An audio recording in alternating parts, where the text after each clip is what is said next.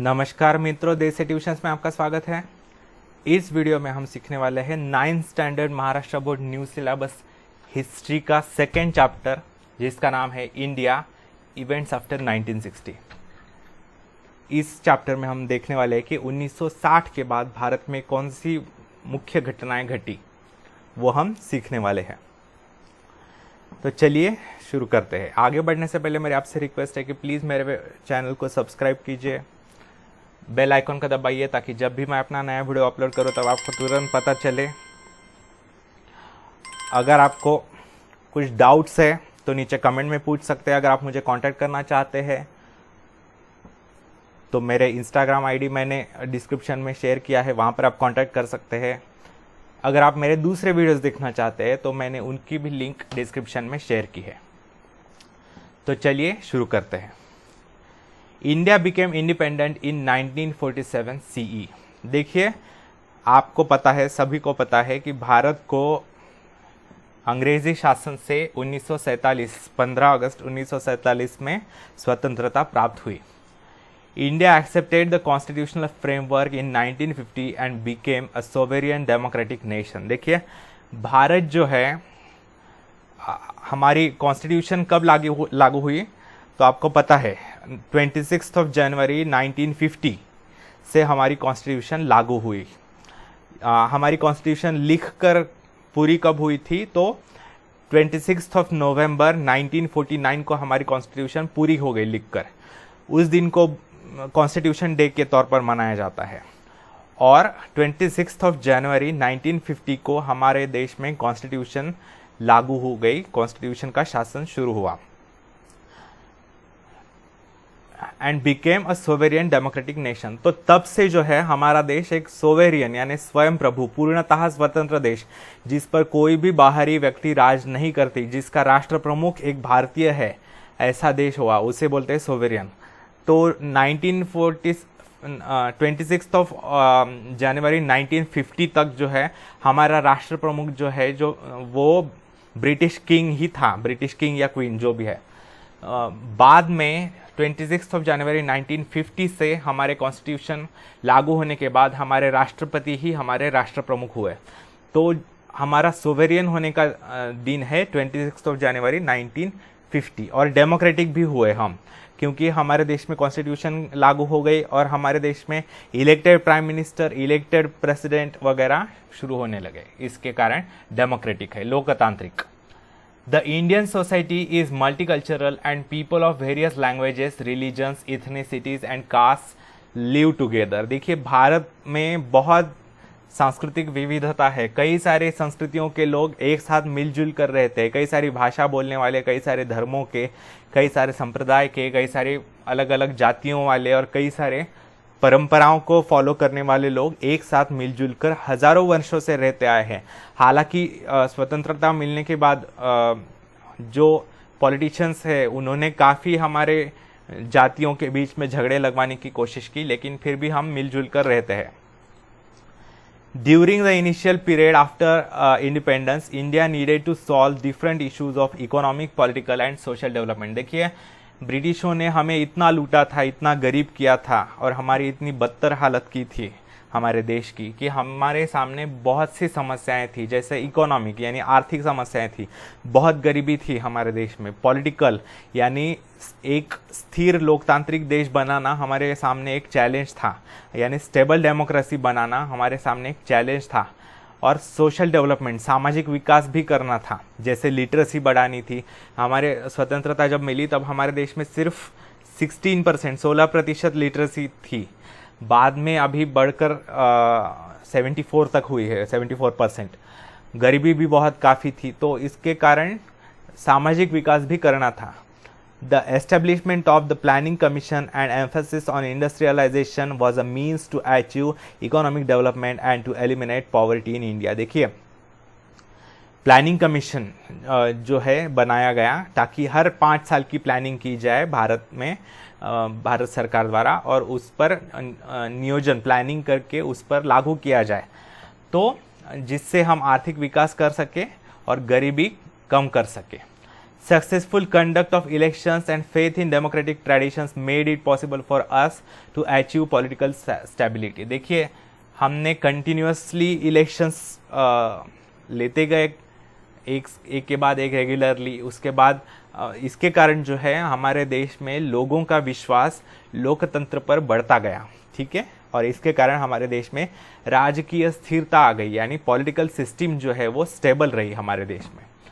At the same time, several social reforms, including policies and programs for the weaker sections of the society, were sought to be implemented. देखिए उसी समय जो गरीब लोग हैं, जो पिछड़े हुए लोग हैं, उनके लिए विशेष प्रोग्राम्स बनाए गए, उनके लिए विशेष नीतियां बनाई गई.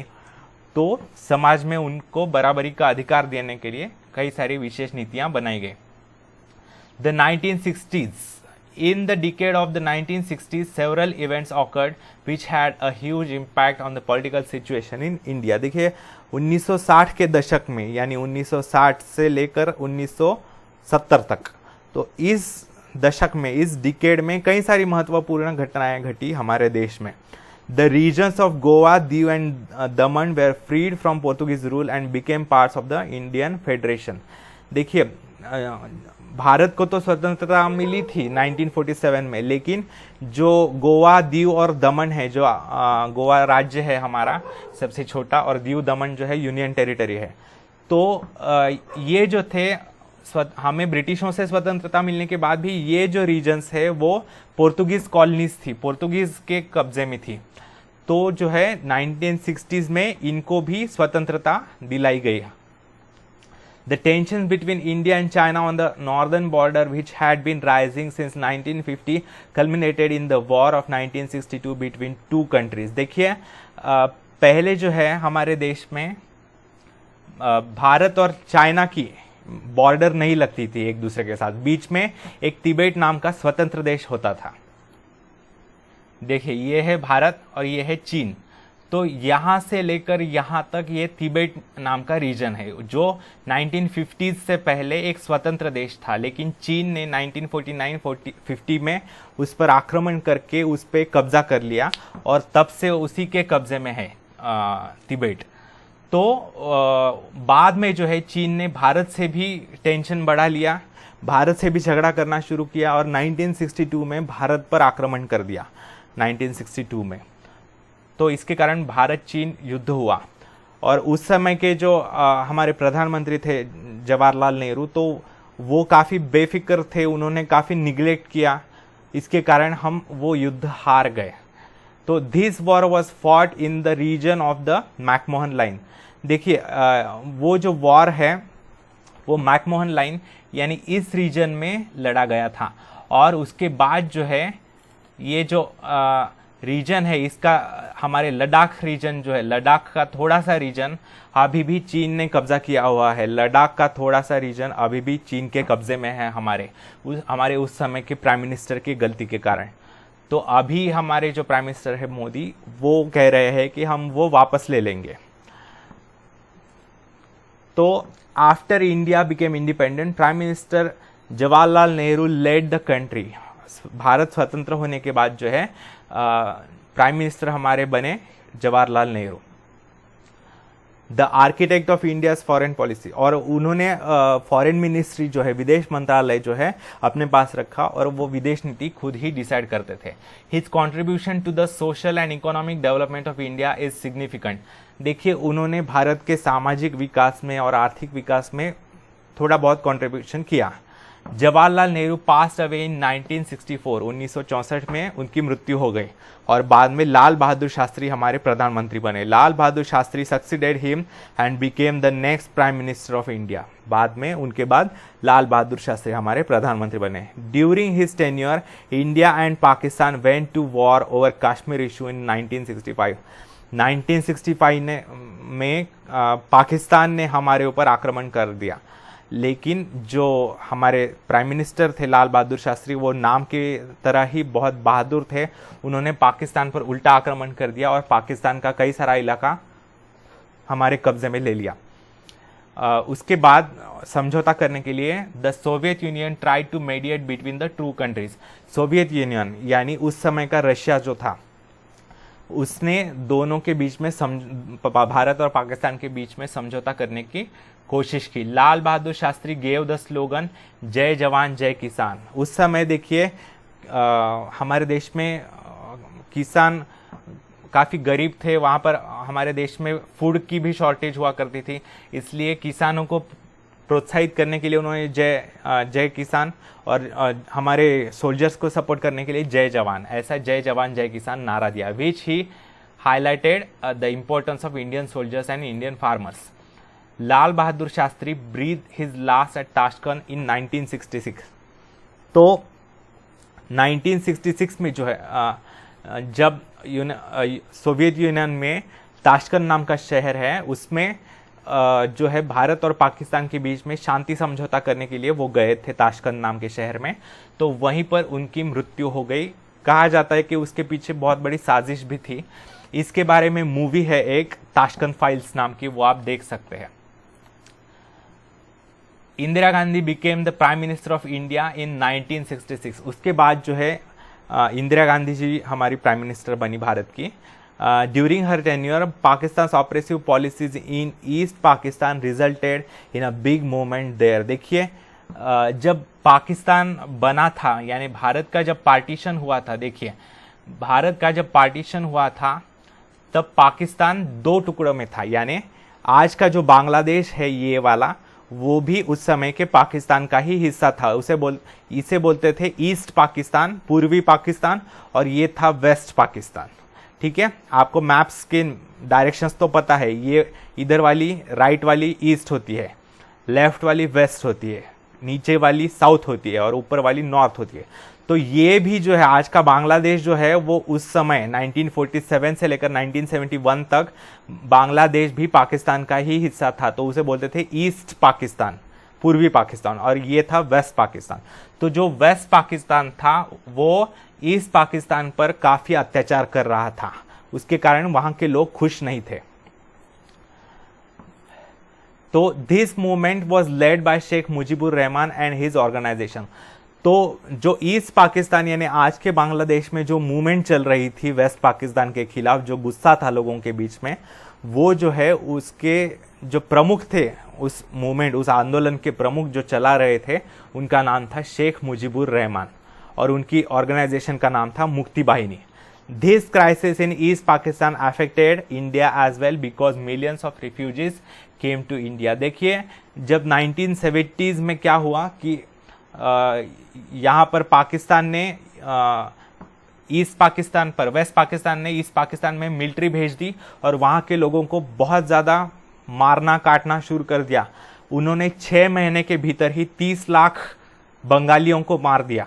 तो उसके कारण घबरा कर जो है मतलब ईस्ट पाकिस्तान से भारत में वो लोग आने लगे भागकर।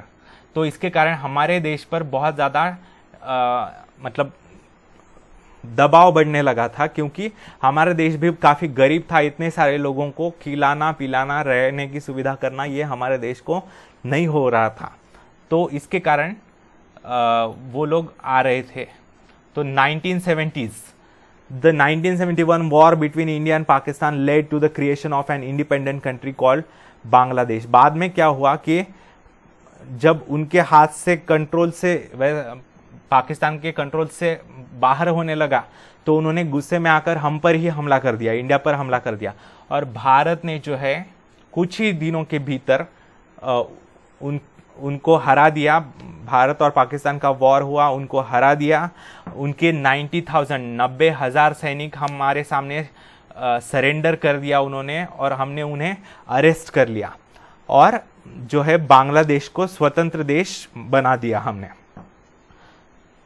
तो ये हमें क्रेडिट जाता है बांग्लादेश बनाने का। As a part of India's policy to use atomic energy for peaceful purposes, India successfully carried out an underground test of an atomic device at Pokhran in Rajasthan in 1974। देखिए हमें जब वॉर हुआ पाकिस्तान के साथ, तब हमें भी न्यूक्लियर पावर की होने की मतलब ज़रूरत पड़ने लगी, क्योंकि चाइना ने भी अटैक किया था 1962 में और पाकिस्तान ने भी 2 बार अटैक किया था। तो इसके कारण हमें लगा कि न्यूक्लियर पावर की ज़रूरत है हमें। तो हमने न्यूक्लियर टेस्ट की 1974 में, और वो पीसफुल पर्पस के लिए यानी शांतिपूर्ण यूज के लिए की है, ऐसा हमने बोला।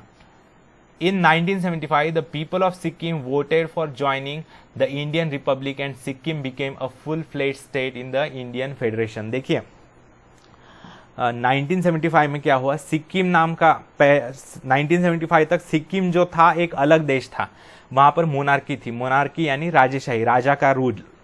तो बाद में वो लोग नाखुश थे अपने राजा के राज्य कारभार से, और उससे उन्होंने भारत में ज्वाइन करने की मांग की, और भारत में वो ज्वाइन हो गए। और 98% लोगों ने जो है भारत में ज्वाइन करने के लिए वोट किया। तो भारत का एक स्टेट बन गया, वो राज्य बन गया Sikkim. During this decade the political situation in India grew unstable. धीरे धीरे भारत में भी जो है राजकीय परिस्थिति अस्थिर होने लगी, बहुत ज़्यादा अनस्टेबल होने लगी। The Allahabad high court gave the verdict in 1974 that Indira Gandhi, the then prime minister, had misused the government machinery during her election campaign.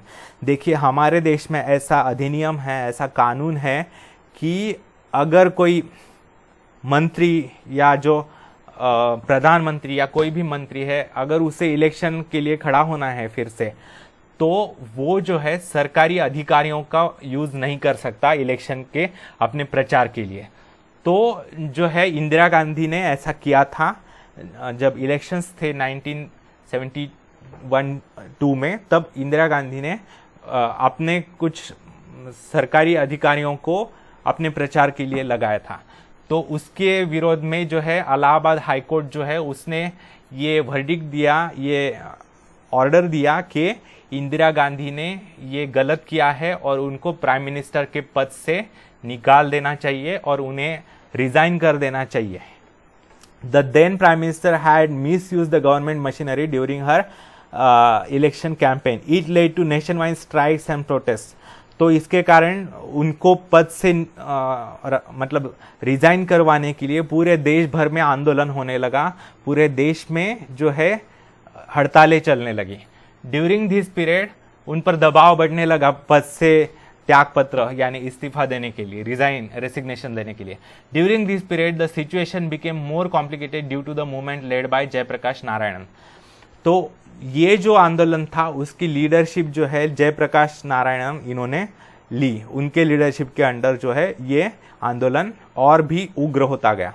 The situation of law and order in the country worsened and the government declared a state of national emergency on the basis of constitutional provisions relating to emergency। तो इसके बाद क्या हुआ, जो हमारे देश में law and order है यानी कानून का राज जो है, बहुत दंगे होने लगे और उसके बाद जो है सरकार पर दबाव बढ़ने लगा, इंदिरा गांधी पर दबाव बढ़ने लगा रिजाइन करवाने के लिए। तो इंदिरा गांधी तैयार नहीं थी रिजाइन करने के लिए, तो उन्होंने स्टेट ऑफ नेशनल इमरजेंसी आपातकाल घोषित कर दिया, मतलब अपने अधिकारों का मिसयूज करके, और हमारे देश में इंटरनल इमरजेंसी लगवा दी। जब इमरजेंसी लगवाई जाती है तब सारे अधिकार जो है वो प्राइम मिनिस्टर के हाथों में चले जाते हैं और बाकी कोई भी कुछ नहीं कह सकता। जैसे मीडिया में भी कोई बोल नहीं सकता, जैसे हम आज तो फ्रीली बोल सकते हैं, न्यूज़ चैनल भी कई बार हमारे प्राइम मिनिस्टर के अपोजिशन में बोलते हैं, कई सारे पॉलिटिकल लीडर्स भी अपोजिशन में बोलते हैं, लेकिन जब इमरजेंसी होती है तब किसी को भी प्राइम मिनिस्टर के खिलाफ बोलने का कोई भी अधिकार नहीं होता। अगर कोई बोलता है तो उसे तुरंत अरेस्ट करवाया जाता है और उसको काफ़ी उस समय अत्याचार भी हुए थे। तो ऐसा इंदिरा गांधी ने किया था। During this turbulent period the fundamental rights of Indian citizens were suspended. जो फंडामेंटल राइट्स है हमारे, जो मूलभूत अधिकार है भारतीय नागरिकों के, जैसे right to freedom, freedom of expression जो है, फ्रीडम ऑफ स्पीच जो है, यानी हमारे विचार एक्सप्रेस करने का जो अधिकार है वो भी हमारा दबाया गया। हम खुलकर बोल नहीं सकते थे, सरकार के खिलाफ कुछ भी बोलने पर पाबंदी थी और सरकार कुछ भी अत्याचार करने को बिल्कुल फ्री हो गई थी। Due to the emergency the Indian administration became discipline but the human rights were restricted. तो जो है थोड़ा सा जो है प्रशासन ठीक से हो गया, लेकिन जो है काफ़ी अत्याचार हुए थे उस समय, लोगों पर बहुत ज़्यादा अत्याचार हुए थे। The period of national emergency lasted from 1975 to 1977। देखिए जो ये जो इमरजेंसी का पीरियड है नियरली 21 मंथ्स चला। तो उस समय इंदिरा गांधी ने इलीगली, देखिए उस समय प्राइम मिनिस्टर को सारे अधिकार प्राप्त हो जाते हैं, तो जो है इंदिरा गांधी ने इलीगली यानी गैर कानून अवैध तरीके से हमारे कॉन्स्टिट्यूशन में 19 बदलाव किए थे जो गैर कानूनन थे। ऐसे 19 बदलाव किए थे जो इमरजेंसी हटाने के बाद हमारे सुप्रीम कोर्ट ने रद्द करवा दिए, कैंसिल करवा दिए। तो इतने मतलब गैर कानूनन बदलाव किए थे हमारे कॉन्स्टिट्यूशन में। और 1977 में जब इमरजेंसी हटाई गई, after that general elections were held. तो बाद में जो है हमारे देश में इलेक्शंस करवाए गए। On the backdrop of the emergency, many opposition parties came together and formed a party called the Janata party. तो इस इमरजेंसी के अत्याचारों का विरोध करने के लिए जो अपोजिशन पार्टीज थी, जो विपक्ष के लोग थे, विरोधी पक्ष के लोग थे, वो सारे एकजुट हो गए, ज्वाइन हो गए और उन्होंने एक पार्टी बनाई जिसका नाम था जनता पार्टी।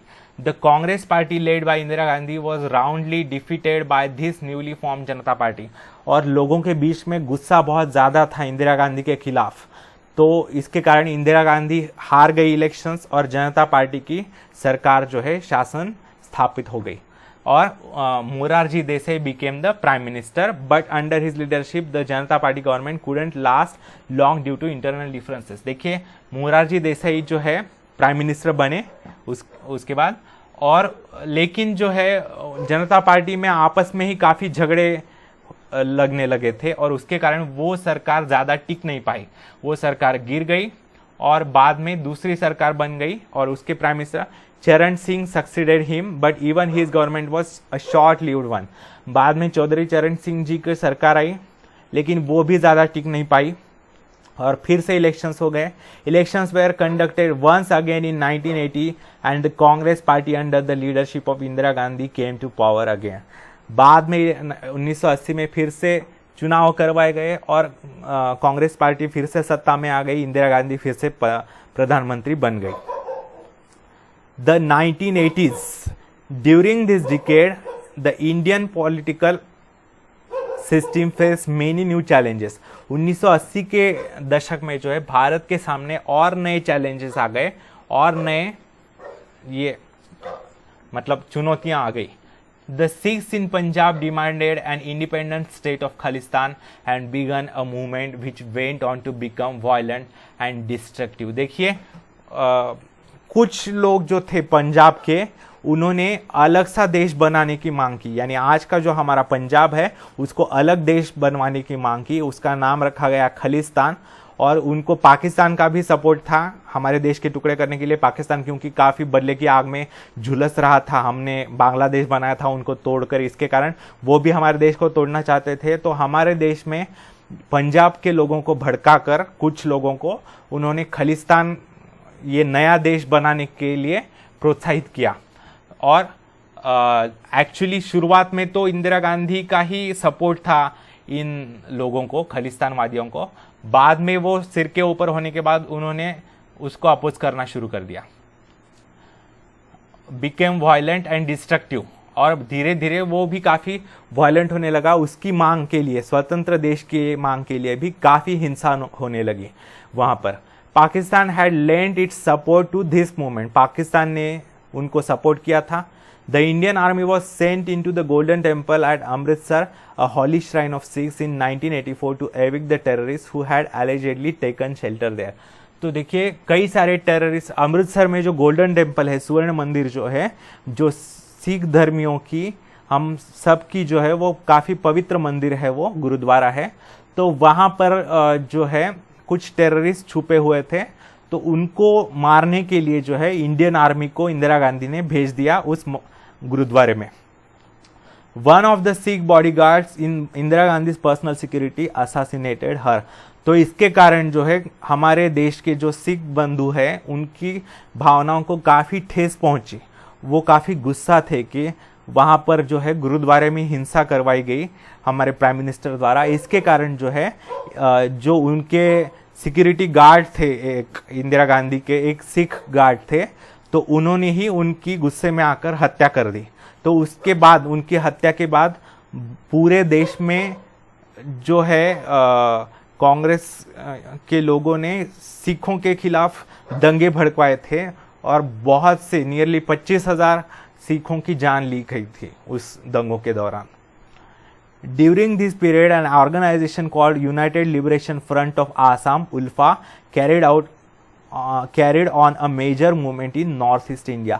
उसके बाद जो है ये तो थोड़ा बहुत ठंडा हो गया जो खालिस्तान का मामला था वो, लेकिन बाद में आसाम में भी सेपरेटिस्ट मूवमेंट शुरू हो गई। यानी आसाम के लोग भी नॉर्थ ईस्ट में जो है वो भी स्वतंत्र देश की मांग करने लगे। उनकी जो ऑर्गेनाइजेशन थी वो थी United Liberation Front of Assam, यानी उल्फा उसका शॉर्ट फॉर्म है। Right after Indira Gandhi's assassination in 1984, Rajiv Gandhi became the prime minister of India. देखिए, इंदिरा गांधी की हत्या के बाद जो है 1984 में राजीव गांधी, उनके बेटे जो है, छोटे बेटे, वो हमारे देश के प्रधानमंत्री बने। He tried to make several reforms in the field of Indian economy and that of science and technology. उन्होंने भारत में विज्ञान को काफ़ी आगे बढ़ावा दिया, तंत्रज्ञान में काफ़ी बढ़ावा दिया, ठीक है। He took the lead in solving the issues of Tamil minority in Sri Lanka. देखिए, श्रीलंका में कुछ तमिल लोग रहते हैं, तो वहाँ के तमिल लोगों ने जो है आंदोलन शुरू किया और उनका अलग देश बनवाने की मांग की थी, श्रीलंका के टुकड़े करके। तो जो है वहाँ पर झगड़ा शुरू हो गया था तमिल लोग और श्रीलंका की गवर्नमेंट के बीच में। तो वहाँ पर हमारे प्रधानमंत्री ने यानी राजीव गांधी ने किसी को पूछे बिना वहाँ पर अपनी शांति सेना भेज दी और वहाँ पर उससे दोनों ग्रुप्स नाखुश हो गए। यानी तमिल लोग थे श्रीलंका के, वो भी नाखुश हो गए, वो भी गुस्सा हो गए, और श्रीलंका के जो सरकार थी वो भी गुस्सा हो गई। तो इसके कारण हमारा जो रिलेशन है श्रीलंकन गवर्नमेंट के साथ वो काफ़ी बिगड़ गया। He promoted the idea of united Sri Lanka with internal autonomy to Tamil community. तो उन्होंने क्या किया, शांति सेना भेज दी, पीस जो है मिलिट्री। तो उनको जो है श्रीलंका को टुकड़े मत कीजिए ऐसा बोला। तो but his efforts with this regard prove to be in vain. लेकिन उनके जो कोशिश थे वो सक्सेसफुल नहीं रही और उसमें हमारे आर्मी के 12,000 सैनिक मारे गए। हमारे प्राइम मिनिस्टर की गलती के कारण 12,000 सैनिक हमारे मारे गए विदाउट एनी रीजन, दूसरों के मतलब झगड़े में पड़कर। He faced a lot of criticism in the context of corruption that took place during a defense equipment deal, especially the purchase of long-range cannons from a foreign company called Bofors. तो उस समय Bofors नाम की एक tanks लिए थे, तो उस खरीदी में उन्होंने काफ़ी करप्शन किया था, ऐसा उन पर आरोप था। उसके कारण वो काफ़ी उनकी निंदा कर रहे थे लोग, जो अपोजिशन वाले थे वो। Political corruption became a crucial issue in the general elections that followed and the Congress party was defeated. तो उस समय भी काफ़ी करप्शन हुआ था, इसके कारण बाद में जो इलेक्शंस हुए तो उसमें कांग्रेस पार्टी हार गई। Several political parties formed a coalition called the Janata Dal and Vishwanath Pratap Singh became the next prime minister of India. देखिए, बाद में कई सारी पॉलिटिकल पार्टीज ने मिलकर सरकार बनाई और प्रधानमंत्री बने Vishwanath Pratap Singh, VP Singh. The policy for providing reservations for other backward classes OBC is considered to be his most important contribution. जो है, देखिए, पहले तो सिर्फ SCs और STs को रिजर्वेशन हुआ करता था, यानी शेड्यूल्ड कास्ट और शेड्यूल्ड ट्राइब्स को। बाद में ये जो है वीपी सिंह ने OBCs यानी अदर बैकवर्ड क्लासेस को भी रिजर्वेशन दिया। He could not continue as prime minister due to internal differences in the party. तो उनके पार्टी में भी झगड़े शुरू हो गए और उनकी भी सरकार जो है गिर गई। इन 1990 Chandrashekhar became the prime minister of India. देखिए 1990 में जो है चंद्रशेखर हमारे प्रधानमंत्री बने। His government was also short lived, उनकी अभी सरकार ज्यादा दिनों तक नहीं चल पाई। In 1991, during the election campaign, the terrorist organization in Sri Lanka, Liberation Tigers of Tamil Eelam (LTTE), assassinated Rajiv Gandhi. जैसे कि मैंने बताया, श्रीलंका में सेना भेजने के कारण जो है वहाँ के तमिल लोग काफ़ी चिढ़ गए थे, गुस्सा हो गए थे। तो श्रीलंका की जो ऑर्गेनाइजेशन थी तमिल लोगों के हकों के लिए, अधिकारों के लिए लड़ने वाली, liberation tigers of Tamil Eelam (LTTE) नाम था उसका, तो उसने जो है राजीव गांधी की हत्या करवा दी। तो ऐसा हुआ था।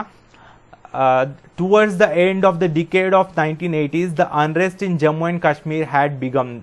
बाद में जो है 1980 के दशक के अंत में, यानी 1989 1990s में क्या होने लगा, जो है 1990 में क्या हुआ, कश्मीर में जो कश्मीरी पंडित थे, कश्मीरी हिंदू जो थे, वहाँ उनको जो है वहां से निकाल दिया गया। वहां पर जो है जो एक्सट्रीमिस्ट लोग थे उन्होंने उनको धमकाकर, डरा धमकाकर और मारकर उनको निकाल दिया और वो अपने ही देश में रिफ्यूजी बन गए। यानी वो अपने ही देश में, जम्मू कश्मीर उन्हें छोड़ना पड़ा और वो अभी जो है हमारे देश के दूसरे हिस्सों में रहते हैं। बिल्कुल बेघर हो चुके थे वो 30 वर्षों के लिए, लेकिन बाद में जो है 370 आर्टिकल हटाने के बाद अभी उनके लिए रहने की सुविधाएं की जा रही है हमारे गवर्नमेंट द्वारा अभी के।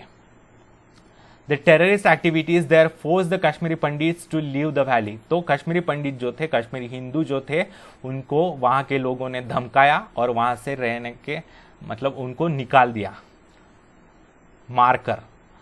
This problem grew serious day by day and today it has taken the form of terrorism। बाद में टेररिज्म बढ़ गया, पाकिस्तान स्पॉन्सर्ड टेररिज्म, तो बहुत टेररिस्ट एक्टिविटीज़ होने लगी। हमारे देश में बहुत टेररिस्ट अटैक्स हुए, जैसे मुंबई 26/11 का अटैक है, तो ऐसे कई सारे अटैक हुए। द चेंजेस आफ्टर 1991 के बाद क्या चेंजेस आए? The year 1991 is held to be very important in the history of the world as well as India. देखिए 1991 एक बहुत ही महत्वपूर्ण वर्ष माना जाता है पूरे विश्व के इतिहास में और भारत के इतिहास में भी। क्यों? The Soviet Union disintegrated into several different small countries and the Cold War came to an end। Cold war जो चल रहा था अमेरिका और सोवियत यूनियन के बीच में, वो ख़त्म हो गया। और कैसे ख़त्म हो गया? सोवियत यूनियन जो है उसके टुकड़े हो गए, 17 टुकड़े हो गए, और उसका सबसे बड़ा टुकड़ा जिसका नाम है रशिया, वो रशिया बन गया और सोवियत यूनियन कोलैप्स हो गया।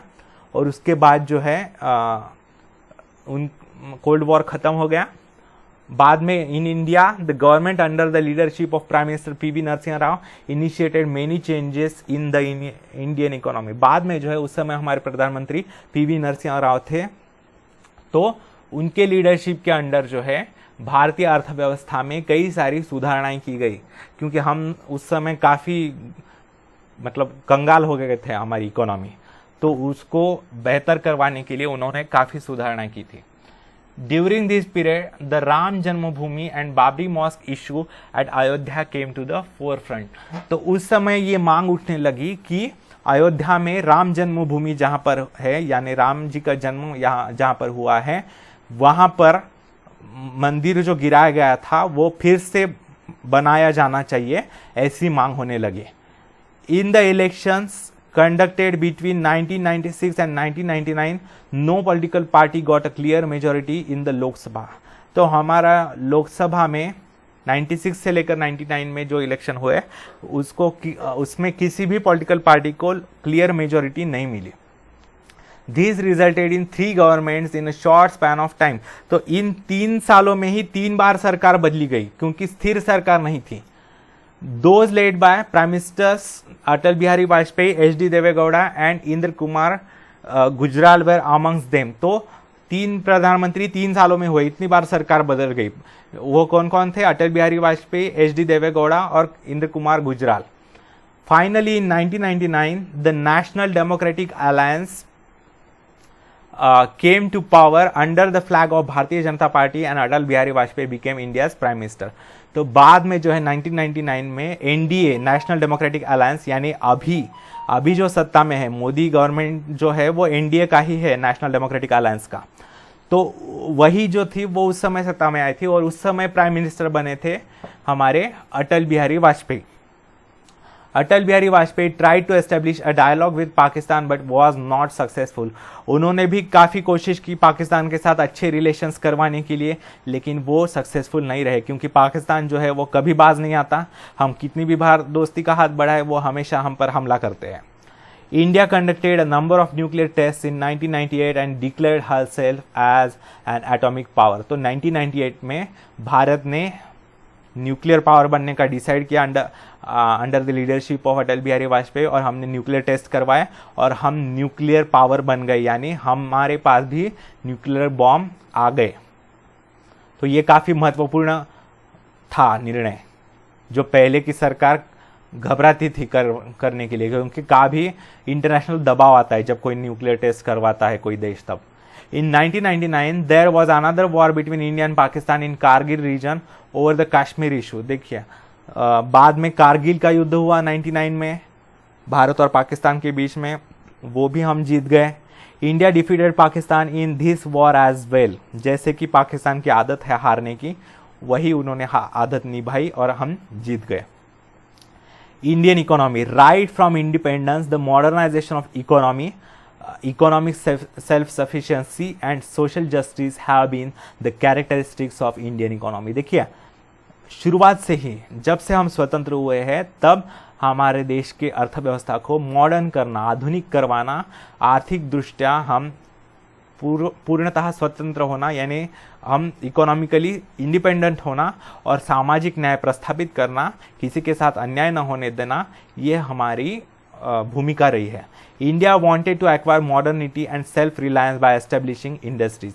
भारत में जो है कई सारे कारखाने लगवाने की ज़रूरत थी और इच्छा भी थी भारत की, तो उन्होंने शुरू किया वो। We wanted to establish an economy based on social justice through planning. तो हमने ये कोशिश की कि सबके साथ, गरीब अमीर जो है उनके साथ न्याय करके जो है प्लानिंग के तहत जो है हमारी अर्थव्यवस्था को सुधारने की कोशिश की। For this, the National Planning Commission was established that would coordinate development through the policy of 5-year plans। जैसे कि मैंने बताया, नेशनल प्लानिंग कमीशन बनाया गया। प्लानिंग कमीशन में हर 5 साल का प्लान बनाया जाता था और उसको इम्प्लीमेंट करने की कोशिश की जाती थी, उसे बोलते थे 5 years plan.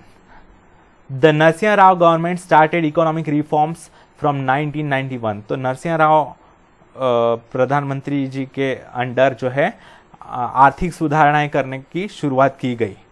These economic reforms are called economic liberalisation, यानी आर्थिक स्वतंत्रता। यानी पहले जो है हमारी अर्थव्यवस्था जो थी बंदिस्त थी, बंदी थी। हमारा दूसरे देशों के साथ व्यापार करने पर काफ़ी सारे जो है बंधन थे हमारे बिजनेसमैन को, और जो है बहुत से कठिनाइयाँ थी। तो लिबरलाइजेशन यानी उनको जो कठिनाइयाँ हैं वो कम की गई और दूसरे देशों के साथ बिजनेस करना काफ़ी आसान किया गया। The Indian economy flourished as a result of the implementation of this policy. तो इस पॉलिसी को लागू करने के बाद भारतीय अर्थव्यवस्था काफ़ी सुधर गई। The foreign investment in India increase. धीरे धीरे फॉरेन कंपनीज आने लगी हमारे देश में, वो इन्वेस्ट करने लगी। Skilled Indian professionals help reform the Indian economy. तो भारत की अर्थव्यवस्था सुधारने में भारत के जो अच्छे प्रशिक्षित सुशिक्षित जो लोग हैं उन्होंने काफ़ी हेल्प की, जैसे इंजीनियर्स है, डॉक्टर्स है, उन्होंने काफ़ी सीए है अलग अलग, तो उन्होंने काफ़ी कंट्रीब्यूट किया।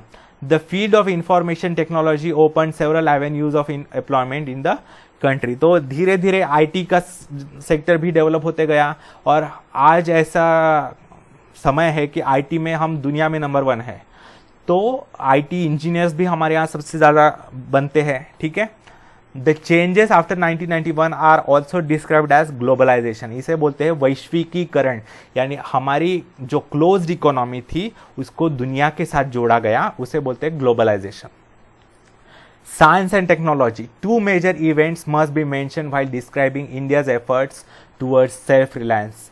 स्वतंत्र होने की तरफ, यानी टेक्नोलॉजिकली इकोनॉमिकली स्वतंत्र होने की तरफ जो कदम उठाए गए भारत ने, वो उनमें से 2 घटनाएं बहुत महत्वपूर्ण है। Doctor MS. Swaminathan is known as the father of green revolution in 1965। देखिए 1965 में क्या हमारे देश में काफ़ी अन्न की कमी रहती थी, अनाज की कमी रहती थी, और हमारे ह्यूज पॉपुलेशन को जो है उतना खिलाने के लिए हमें इंपोर्ट करना पड़ता था और काफ़ी पैसा उसमें खर्च होता था। तो उसमें 1965 में एम.एस. स्वामीनाथन नाम के साइंटिस्ट थे, तो उनके लीडरशिप के अंडर ग्रीन रिवॉल्यूशन करवाई गई। ग्रीन रिवॉल्यूशन यानी जो खेती का प्रोडक्शन है वो बढ़ाया गया, काफ़ी मतलब नए किसानों को ट्रेनिंग दी गई, नए नए सीड्स डेवलप किए गए जो ज़्यादा उत्पादन देने वाले हो, फर्टिलाइजर्स, पेस्टिसाइड्स वगैरह बनाए गए। तो उसके तहत काफ़ी हम सेल्फ रिलायंट हो गए फूड प्रोडक्शन में। He implemented new scientific agricultural techniques and increase the production of food grains. तो उन्होंने कई सारे टेक्निक्स लगवाकर जो है अनाज का उत्पाद जो है बढ़ाया। The experiment in cooperative dairy movement by doctor Verghese Kurien led to increase of milk production in India. तो दूसरी जो है व्हाइट रिवॉल्यूशन हुई। पहले दूध का प्रोडक्शन काफ़ी कम होता था हमारे देश में, तो डॉक्टर वर्गीस कुरियन के अंडर जो है लीडरशिप के अंडर, वो भी काफ़ी अच्छे साइंटिस्ट थे, तो उनके लीडरशिप के अंडर जो है मिल्क प्रोडक्शन काफ़ी बढ़ गया। ठीक है, this is called as white revolution. India had also made a lot of progress in the fields of atomic energy and space research। Bharat ने जो है स्पेस रिसर्च में, अंतरिक्ष में और एटॉमिक एनर्जी में भी काफ़ी प्रगति की है। इसरो हमारी जो ऑर्गेनाइजेशन है, इंडियन स्पेस रिसर्च ऑर्गेनाइजेशन, उसके नाम पर रिकॉर्ड है कि उसने एक ही रॉकेट में, एक ही लॉन्च में सबसे ज़्यादा सैटेलाइट्स यानी 104 सैटेलाइट्स छोड़े हैं। ये दुनिया में सबसे ज़्यादा है, रिकॉर्ड है हमारे ऊपर नाम पर। Doctor Homi Bhabha led the foundation of the Indian atomic power programme. तो डॉक्टर होमी भाभा जो थे उन्होंने भारतीय अणु ऊर्जा प्रोग्राम को शुरू किया, यानी इंडियन एटॉमिक पावर को प्रोग्राम को। India insisted on using atomic energy for peaceful purposes like generation of electricity, pharmaceuticals and defence.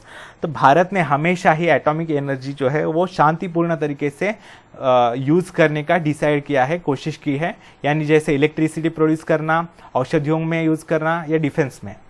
India has achieved considerable success in space technology as well. हमने अंतरिक्ष तकनीक में भी काफ़ी विकास किया है। In 1975 the first satellite Aryabhata was launch. हमारा पहला सैटेलाइट आर्यभट्ट जो है वो लॉन्च किया गया था 1975 में।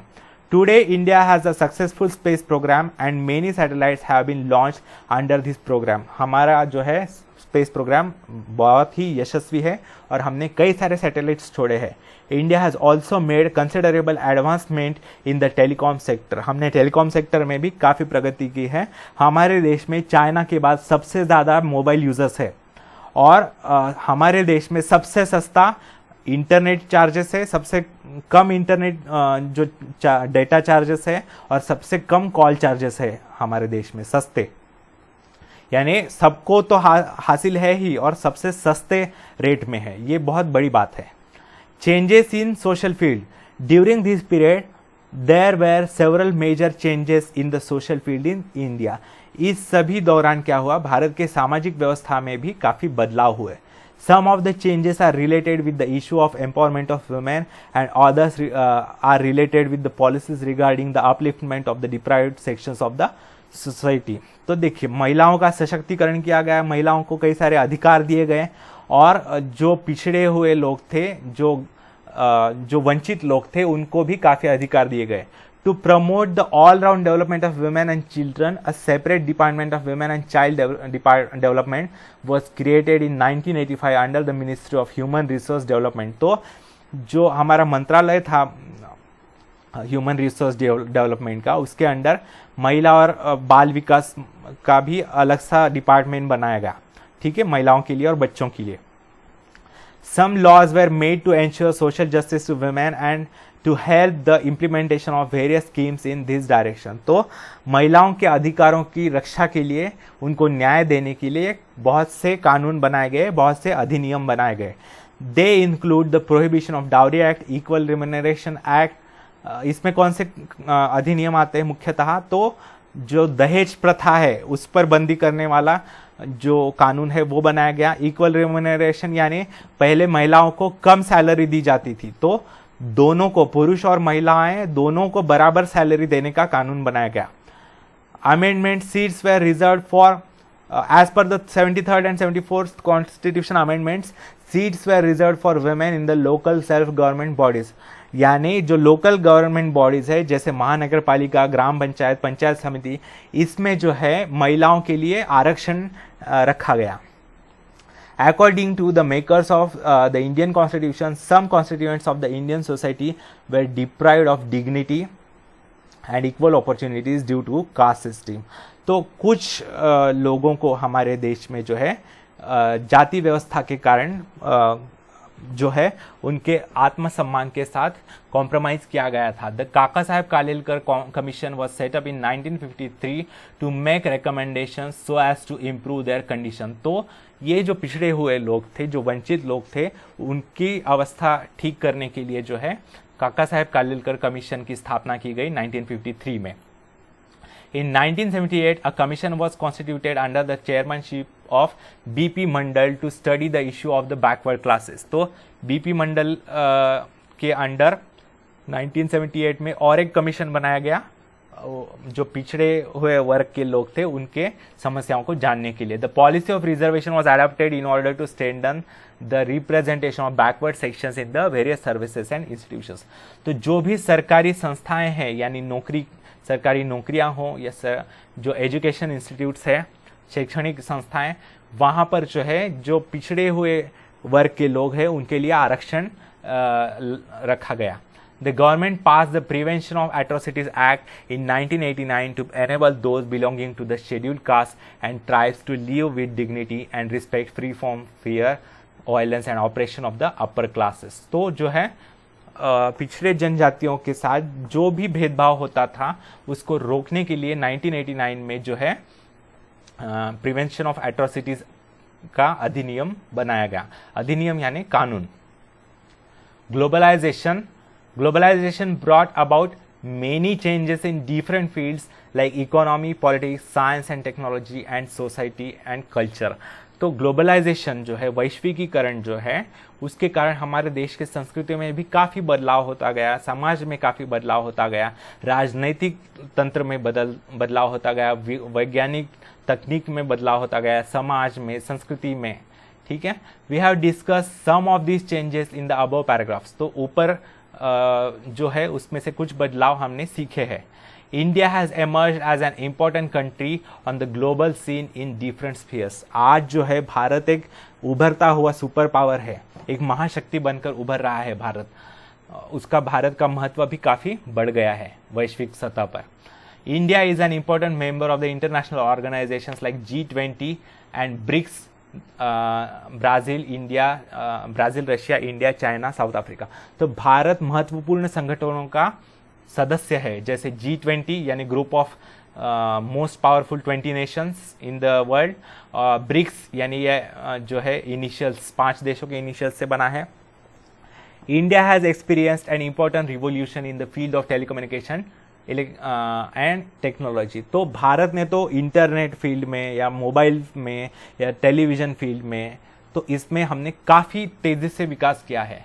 Mobile phones, internet and the communication facilities based on satellite have spread all across the country. तो आज तो आप देख सकते हैं हर किसी के पास मोबाइल फ़ोन होता है। अभी भी मैं आपसे मतलब कांटेक्ट कर सक रहा हूँ, इसके पीछे जो है इंटरनेट की फैसिलिटी ही है। तो ये जो है हमने इसमें काफ़ी प्रगति की है, इसके कारण ये संभव हो चुका है।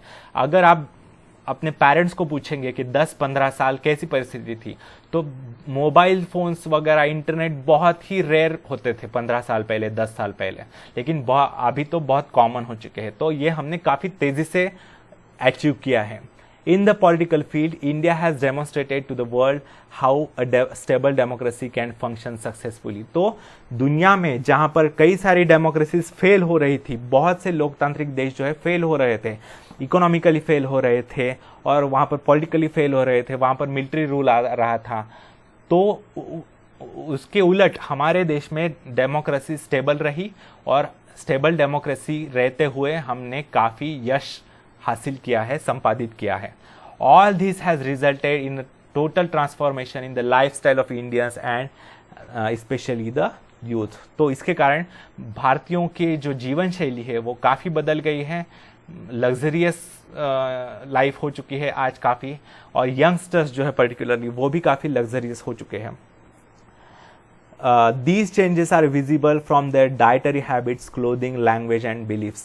तो देखिए ये कहाँ कब किससे दिखाई देता है? उनके खाने की जो आदतें हैं।